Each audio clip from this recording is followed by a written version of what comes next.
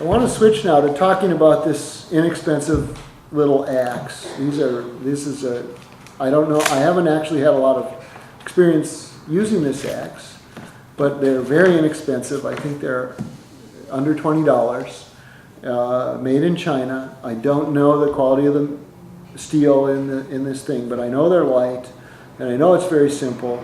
And when I bought one to start using it, I didn't like a couple of things about them, and I'm going to talk now about how I sort of OCD'd I hot rodded my version of this little axe, and how if you like this little tool, how you can do that too. So here's the one that I bought and started playing with, and the first thing I didn't like is the holster for the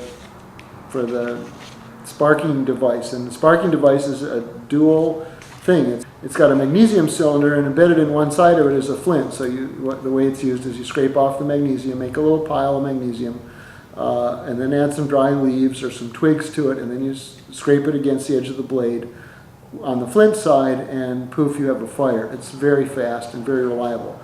I didn't like that it was free, so that you could lose it in the campsite if you put it down, and it could get lost. And I also really didn't like that it was part of the handle of the axe like this. I wanted my little stored axe to be an axe, so I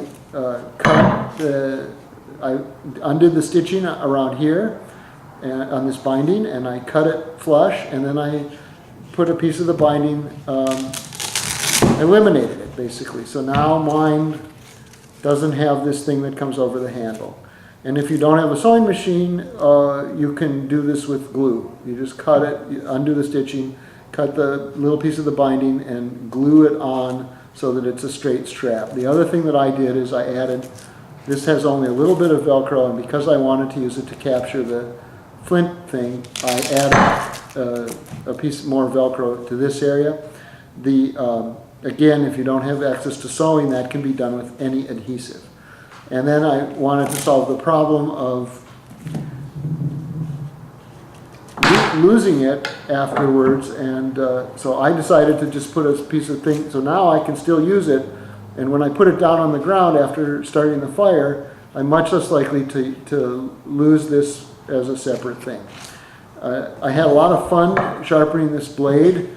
It's now capable of dry shaving the hair on my arm.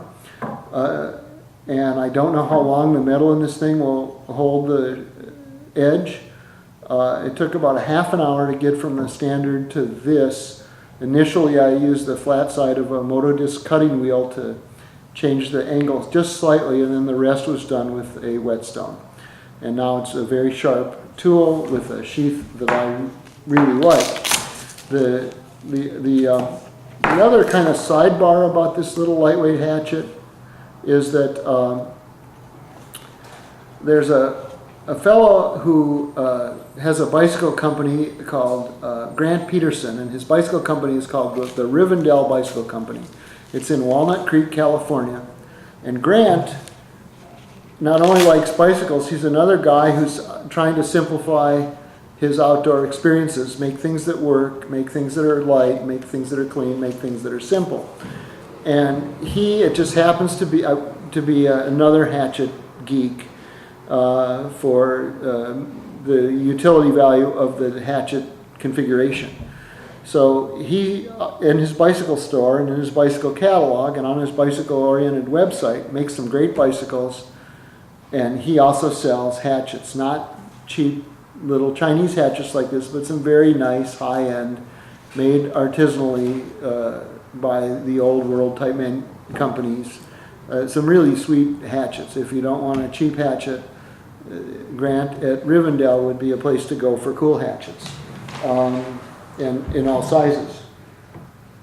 Let's see. That's about it. My only real confession is that I've only just started playing with this thing. I've used these kind of tools for years, and now I'm trying to learn how to do it with these kind of tools, and I'm having a lot of fun doing it and simplifying my life and not carrying a stove.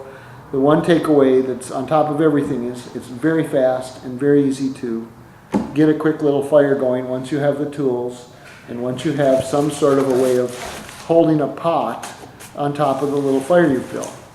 And again, it works everywhere except in places where there's no combustible materials. Thanks for watching this video. Good riding and good camping.